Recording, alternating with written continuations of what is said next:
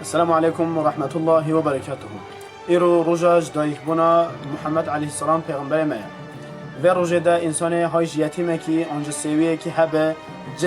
جل لبکه آنجا خارنه کی ایرو دا سیوی کی آنجا یتیم گه تر بکه فقیر و مسکینه کی دلگش و دلخوش بکه یه خواهی دکان کار خواه جی هنه که بخه بخاطر پیغمبر ما علیه السلام و خصوصا ایرو گلک صلواتا بدی سر روح پیغمبر علیه السلام داکو خوی خیر و برکت ببن چواکو تو رز و حرمت و سایه دیوان هنرمندا لازم سر ریده ام و هون تگده ام رز و حرمت بدی پیغمبر علیه السلام